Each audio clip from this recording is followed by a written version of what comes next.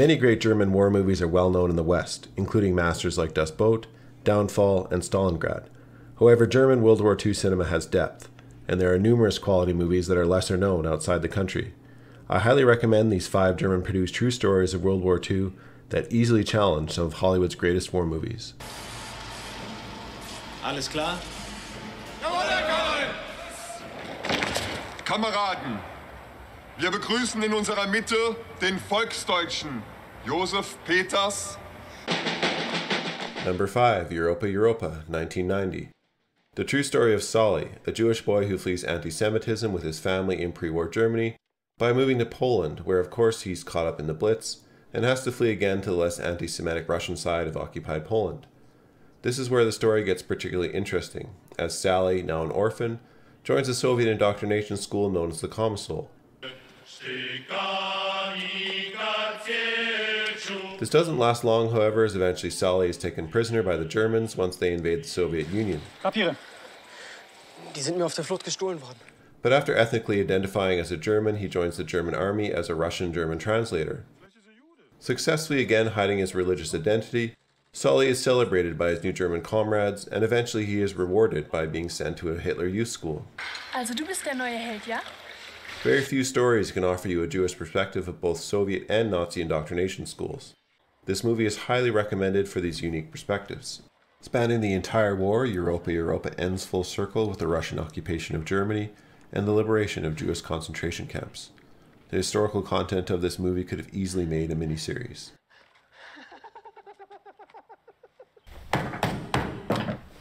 Sie sind der Plünderei, des Diebstahls und des Hochverrats angeklagt. Number 4, Der Hauptmann, aka The Captain, 2017. If there's one thing the chaos of World War II created, it was no shortage of incredible stories. Der Hauptmann is one of these stories, centered around Willi Harold, a war criminal in the final weeks of the war. Harold was a private in the German army who decides to desert rather than keep on fighting, and as such must avoid the roving German military police who are executing such deserters. During his escape, Harold finds an abandoned car containing a Luftwaffe captain's uniform. Now posing as an officer, Harold takes leadership over numerous German stragglers he subsequently comes across, and becomes increasingly power drunk with his new position. Bei den ganzen Fahnenflüchtigen, da weiß man ja gar nicht mehr, wer da in der Uniform steckt. Ungeheuerlich. Harold eventually finds the deserter camp, and he uses his rank to take command, even ordering the execution of prisoners. Hast du gestohlen? The movie underscores some of the desperation and insanity that took place during the Third Reich in the last days of the war.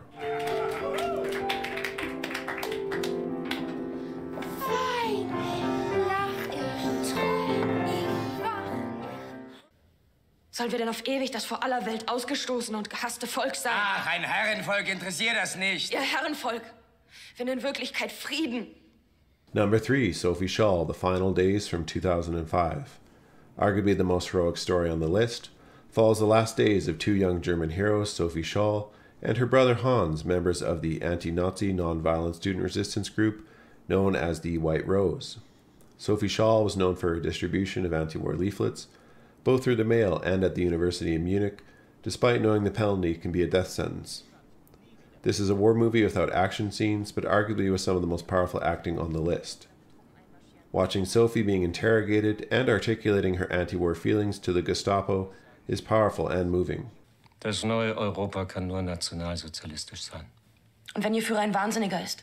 As are the Nazi sham trial scenes, where Sophie and Hans stand before the fanatical Nazi Roland Freisler, again superbly acted to the point you feel the Nazi party personified in this man.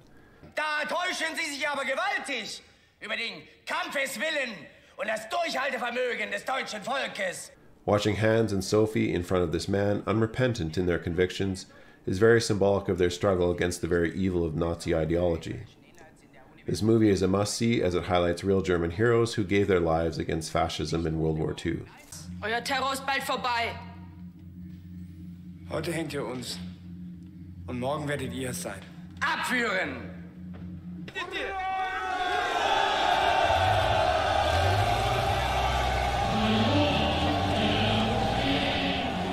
Number 2, A Woman in Berlin, 2003.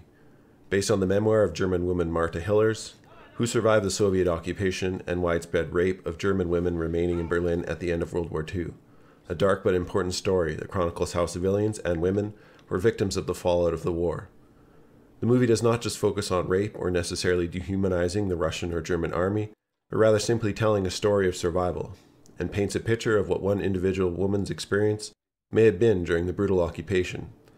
Surprisingly, the movie has excellent action scenes. The acting is also excellent, comparable to even Downfall, both in casting and in mood. The movie's anti-war tone is extremely sobering if you are used to experiencing jingoistic action war cinema. The dark history of the occupation of Germany and Berlin is an important chapter of World War II, and the victims of the occupation deserve their story being told. A Woman in Berlin is a powerful example of one victim's story. Что делают ваши люди? У нас мужики все здоровые.